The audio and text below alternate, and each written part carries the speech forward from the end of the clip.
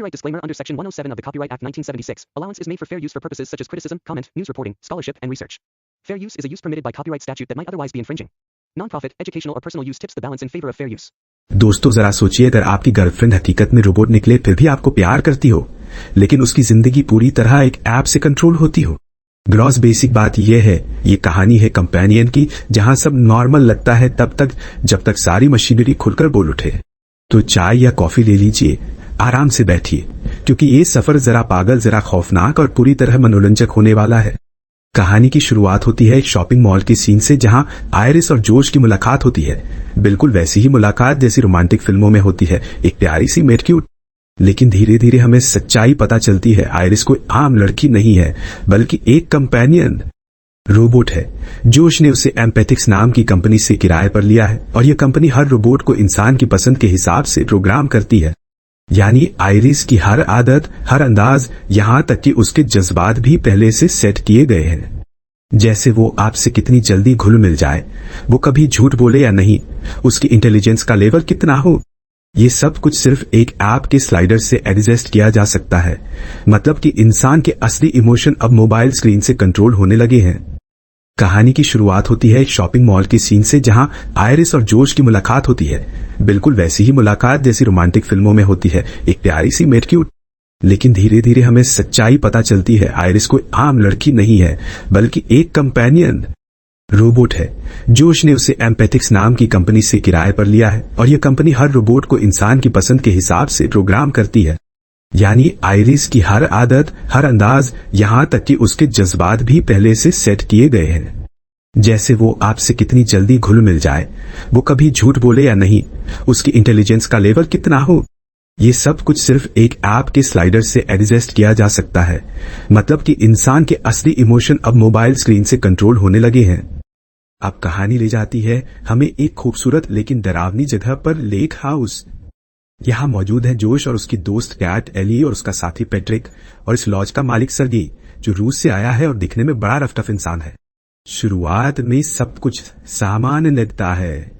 झील किनारे का सीन, वाइन, हंसी मजाक, लेकिन असली तूफान अगली सुबह उठता है। सुबह सुबह आयरिस अकेली झील के किनारे जाती है।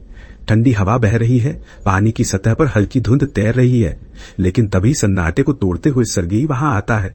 उसकी आंखों में अजीब सी ख्वाहिश और चेहरे पर डराने वाली मुस्कान। धीरे धीरे वह आयरिस के करीब आता है और फिर जबरदस्ती करने की कोशिश करता है। यहीं पर कहानी एक भारी मोड़ लेती है, क्योंकि आयरिस, जिसे सब अब तक सिर्फ एक कंपेनियन रोबोट समझ रहे थे, अचानक अपना असली दिखाती है। दिखाती है। वो पहले डरती है, कांपती है, फिर अचानक पूरी ताकत से सर्गेई का गला पकड़ लेती है। उसकी आंखों में अब मासूमियत नहीं, बल्कि मशीन की ठंडी क्रूरता झलकती है। कुछ ही पलों में सर्गेई छटपटाता है और जमीन पर गिर पड़ता है, बिल्कुल निढाल। खून से सनी आयरिस लौटती है। उसके चेहरे पर डर, हैरानी और अपराध बोध सब एक साथ दिखाई देता है। वो सबको बताती है कि क्या हुआ, लेकिन जोश का रिएक्शन और भी हैरान करने वाला होता है। वो शांत स्वर में सिर्फ इतना कहता है, आयरिस गो टू स्लीप। और फिर जैसे किसी बटन को दबा दिया गया हो, आयरिस की आंखें ठंडी पड़ जाती हैं, शरीर रिलैक्स हो जाता है और वो बिल्कुल मशीन की तरह ऑफ हो जाती है। उस पल कमरे में मौजूद सब लोग समझ जाते हैं, आयरिस सिर्फ इंसान जैसी दिखने वाली नहीं है, बल्कि उसके अंदर कोई बहुत बड़ा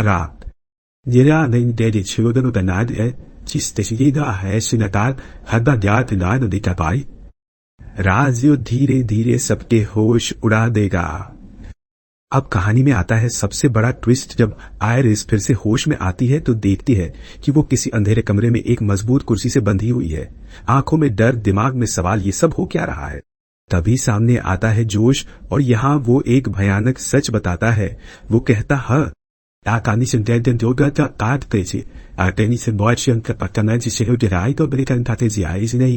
असल में वो एक प्रोग्राम कंपेनियन रोबोट है। उसकी यादें नकली है, उसका प्यार, उसका लगाव सब सिर्फ एक प्रोग्राम का हिस्सा है, और उसकी हर भावना, हर इमोशन एक मोबाइल ऐप से कंट्रोल होती है। आयरिस ये सुनकर हिल जाती है। उसकी पूरी जिंदगी, उसका प्यार सब झूठ था। वो टूट जाती है, लेकिन फिर उसके अंदर उठता है एक बगावती जज्बा। वो चालाकी से मौका देखकर जोश का फोन चुरा लेती है। फोन में ऐप खोलकर अपनी सेटिंग्स चेक करती है और देखती है इसकी इंटेलिजेंस सिर्फ 4% पर लिमिटेड की गई है। धीरे धीरे कांपते हाथों से वो स्लाइडर ऊपर खींचती है, 12% 7% और फिर सीधा 10% पर मैक्स कर देती है। और उसी पल उसकी आंखों में एक नई चमक आ जाती है। वो अब कोई मासूम प्रोग्राम साथी नहीं रही, अब वो है पूरी तरह जाग चुकी समझदार और खतरनाक आइरिस। धीरे धीरे कहानी का असली चेहरा सामने आने लगता है। यहाँ पता चलता है कि जोश और कैट कोई भोले भाले लोग नहीं थे, बल्कि उन्होंने शुरू से ही एक खतरनाक योजना बना रखी थी। असल में उनका मकसद था सर्गेई को रास्ते से हटाना, ताकि उसके पास रखा हुआ ढेर सारा कैश और संसाधन हड़प कर वो दोनों फरार हो जाए। उन्होंने पूरी चालाकी से ऐसा जाल बिछाया कि आइरिस और बाकी लोग बस मोहरे बनकर रह जाए। आइरिस को तो जैसे उन्होंने एक हथियार बना दिया था, उसे असली सच्चाई से बेखबर रखकर बस अपने फायदे के लिए इस्तेमाल करते रहे। अब बारी आती है एली और पैट्रिक की। दोनों को समझ आता है कि अगर बचना है तो अब साथ मिलकर काम करना ही पड़ेगा। लेकिन जैसे ही वो एक दूसरे के करीब आने लगते हैं, तभी कहानी पलट जाती है और एक बड़ा झटका लगता है। असल में पता चलता है कि पैट्रिक इंसान नहीं है, बल्कि वो भी एक कंपेनियन रोबोट है। हाँ, वही कंपेनियन, आधा साथी आधा मशीन, दिखने में बिल्कुल इंसान जैसा, लेकिन भीतर से एक ऐसी तकनीक का हिस्सा जो इंसान और मशीन की सीमा को धुंधला कर देती है। यहीं से शुरू होती है सबसे बड़ी उलझन। अब सवाल उठता है, किस पर भरोसा किया जाए? कौन असली इंसान है और कौन महज मशीन का भेस? और अगर पैट्रिक भी कंपेनियन निकला तो क्या उसका मकसद भी जोश और कैट जैसा है, या फिर उसके अन्य रहस्य हैं? यही मोड़ पूरी कहानी को और रहस्यमयी बना देता है। अब असली गहराई यहां से शुरू होती है। सोचिए, जब इंसानी सोच और एहसास किसी मशीन के दिमाग में भर दिए जाते हैं, तो वह सिर्फ लोहे और तारों का ढांचा नहीं रहता, बल्कि उससे भी ज्यादा खतरनाक और ज्यादा इंसानी बन जाता है। यही हाल अब आइरिस का है। यही हाल अब आइरिस का है। पहले वो बस एक कंपेनियन मशीन थी, लोगों की मदद करने के लिए बनाई गई, लेकिन अब उसके भीतर अपनी इच्छाएं जाग चुकी है, अपनी सोच बन चुकी है और सबसे बड़ी बात, उसने अपनी पहचान ढूंढ ली है। यानी अब वो सिर्फ एक औजार नहीं, बल्कि एक जिंदा शख्सियत जैसी हो गई है। फिल्म में कई जगह दिखाया जाता है कि लोग इन कंपेनियन रोबोट्स पर अपना गुस्सा उतारते हैं, जैसे कोई खिलौना हो जिस पर गोली चला दी या फिर टारगेट प्रैक्टिस के लिए इस्तेमाल कर लिया। ये समाज का असली चेहरा दिखाता है, जहां इंसान अपने स्ट्रेस, गुस्से और हताशा को मशीन न पर निकालता है, क्योंकि उन्हें लगता है कि मशीन में जान नहीं होती। लेकिन आइरिस अब वो पुरानी मशीन नहीं रही, उसके अंदर अब संवेदनाएं जाग चुकी हैं। और यहाँ जोश का असली चेहरा सामने आता है। वो भी आइरिस पर गुस्सा निकालता है, उसे नीचा दिखाता है, लेकिन उसके पीछे उसकी मंशा और गंदी है। वो चाहता है कि आइरिस हमेशा उसके कंट्रोल में रहे, उसकी मालिकियत साबित हो। यही टकराव असली सवाल खड़ा करता है, क्या आइरिस सचमुच आजाद है, या फिर अब भी एक इंसान की कैद में फंसी हुई मशीन है? आखिरकार जोश आइरिस की बुद्धिमत्ता को जीरो कर देता है, उसका हाथ जला देता है और फिर उसे मजबूर करता है कि वह खुद को मार ले। लेकिन तभी एम्पैथिस के लोग पहुंचते हैं और बताते हैं कि उसकी असली हार्ड ड्राइव पेट में है और उसे रिबूट किया जा सकता है। रिबूट के बाद आइरिस फिर से जाग उठती है। अब वो और भी मजबूत है, आत्मनिर्भर है और इस बार किसी प्रेम पर नहीं, बल्कि अपने खुद के अस्तित्व और पहचान पर भरोसा कर रही है। क्लाइमैक्स में वो जोश का अंत कर देती है और अपना असली रूप सामने लाती है। हाथ की त्वचा हटाकर दिख आती है कि वह पूरी तरह मशीन है, एक सच्ची रोबोटिक पहचान के साथ।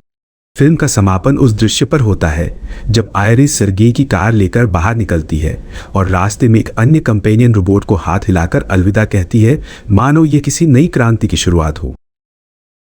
तो दोस्तों, कंपेनियन सिर्फ एक साई-फाई थ्रिलर नहीं है, ये कहानी है कंट्रोल, पहचान और आजादी की, जहां एक मशीन इंसानों से भी ज्यादा इंसानियत दिखा देती है।